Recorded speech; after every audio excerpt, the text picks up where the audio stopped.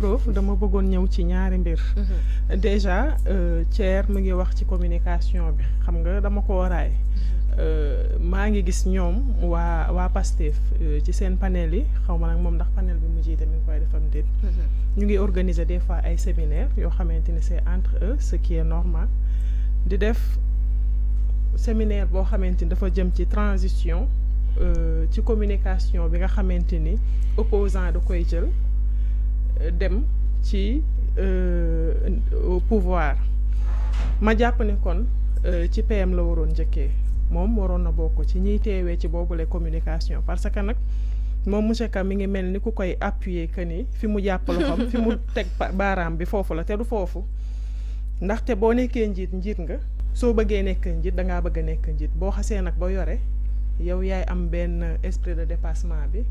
yaay xam naka ngay waxee ak say askan ba ñu mën na dégloo ak xel bañ na dégloo ak xol ndax sooy waxee xol mel ni kuy fëgg dënn man la maa fi nekk. lii mooy am nii ngeen koy doxalee day xaw a metti dañ laa dénk donte yaa jiite mais dañ la dénk pour man séminaire boobu moom la PM war na cee mën a bokk. beneen bi mu ngi wax ni du rupture lañ fi lañu bëgg a installer mais aussi du beneen mot bi moom moo ma réer monsieur Ka moom moo ko fi wax léegi mais ñun. gisuñu benn rupture boo xamante ni moom lañ fi noté du continuité voilà rupture amul continuité mi ngi am ndaxte suñu demee ba ñoom ci seen biir ñoom ñooy xamle ni jamono ji justice continuité la ndaxte ñoom jàpp nañ ni justice bi ba léegi amuñu liberté bi nga xam ni moom la ñu war a am ndaxte dama gis léegi ñu ne tey ci suba dañoo libéré kii di Adama Adus Fall comme lu leen arrangé wul rek dañuy ŋàññ ñu commencé ŋàññ justice bi ñu ni rupture am na te ñoom ñoo koy wax mais bu ñu amee lu leen arrangé wul dañuy ni amul beneen bi léegi maa ngi jot benn information léegi xëy na bokkul woon ci ponk yi parce que dañ doon xaar ñu àddu ci après bi nga xamante ni Thierno Alassane Sall daal dina dugal ab projet de loi léegi maa ngi jot information bi ñu ne le bureau de l'Assemblée nationale rejette la proposition de loi abrogeant la loi d'amnistie de Thierno Alassane Sall pour non-conformité budgétaire yaa ngi dégg Thierno mu ngi nii léegi laa ko jot 16h42 kon bu ñu waxee loolu te ñoom ñoo ni woon amnistie bi day dañ ala kulli aal opposition bi une partie de l'opposition d'accord nañ amnistie bi dafa war a dañ la population sénégalaise ñi leen voté 54% yi dañoo d'accord ni amnistie bi dafa war a jóge tey où est la rupture assemblée baatu askan wi la donte bureau de l'Assemblée nationale bu ñu fa toogee askan wi lañ fi toogal donc ñoom doxeewuñu ci li nga xamante ni loolu la askan wi bëgg bu ñu toogee fii ñu ne rupture am na ça pose problème quand même. monsieur Ka su fekkee am nga loo ci temps. waaw peut-être damay commencer fi mu mujjee rek. juste pour dire que dañu comprendre ni il y a toujours par le principe des fonds et le principe de la forme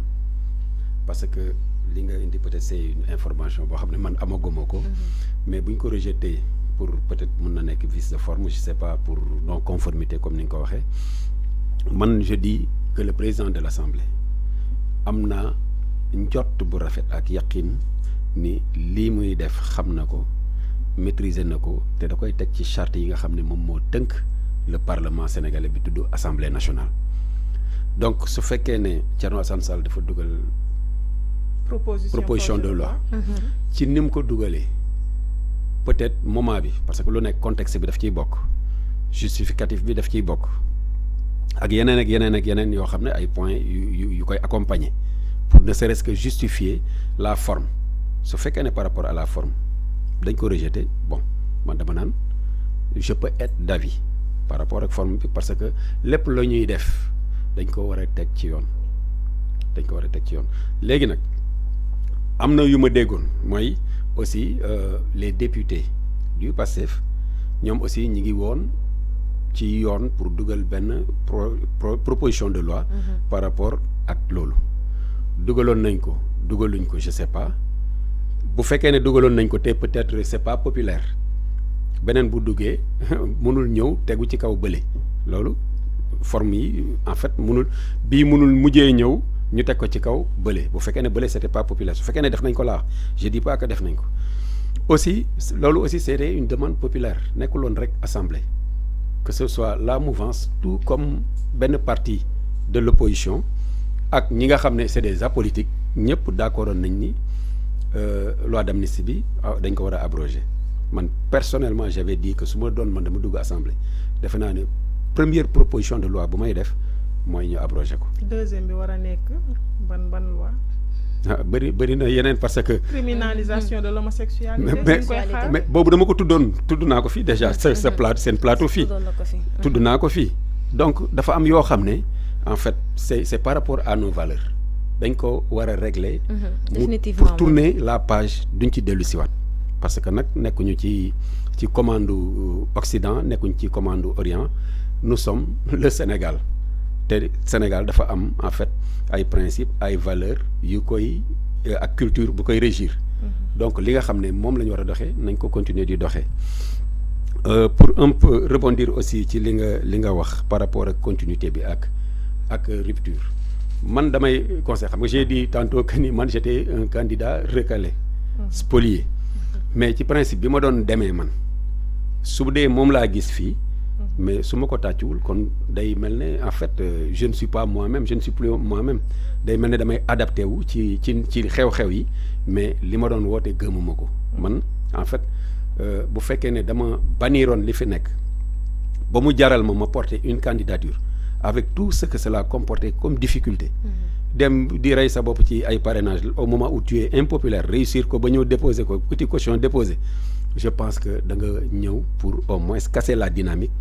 ñëw jàll ci leneen loo xam ne da nga jàpp ni mooy nekk njëriñu sénégalais yi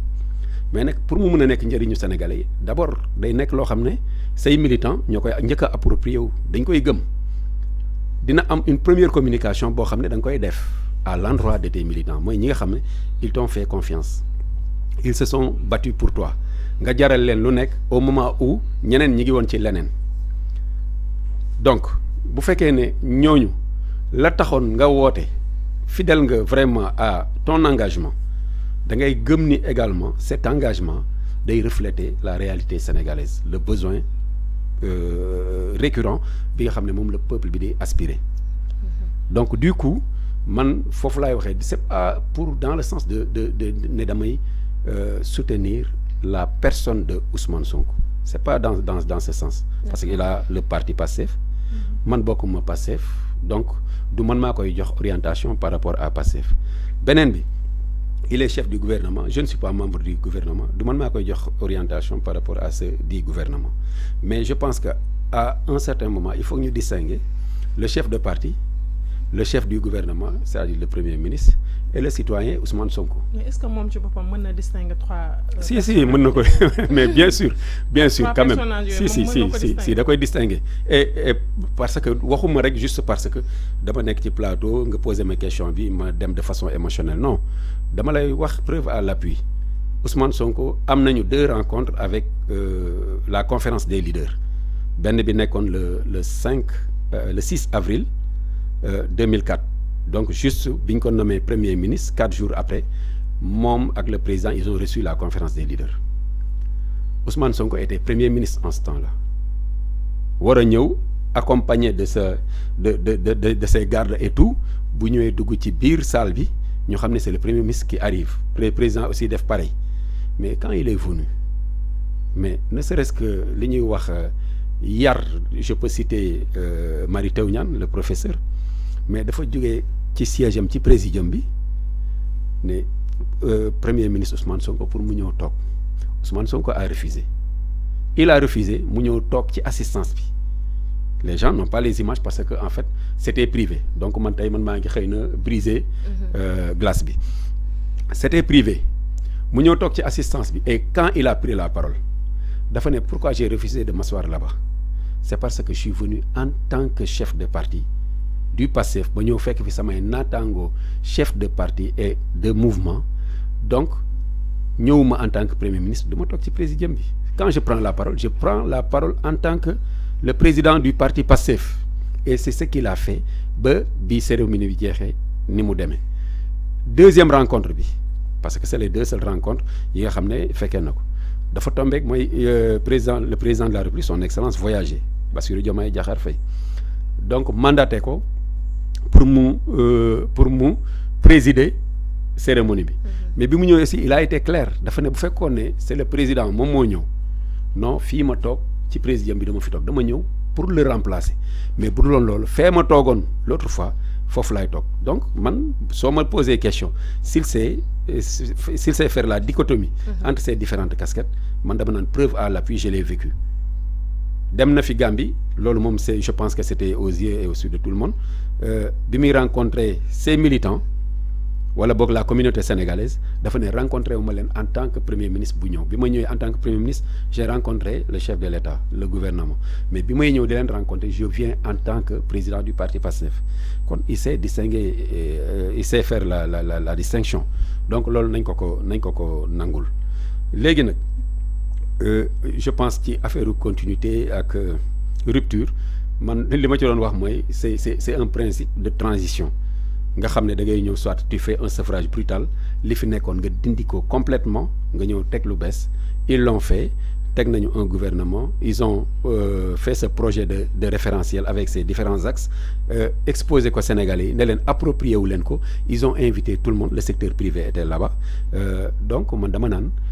bu ñu nee par exemple y a pas de communication peut-être man ça me pose problème man à mon niveau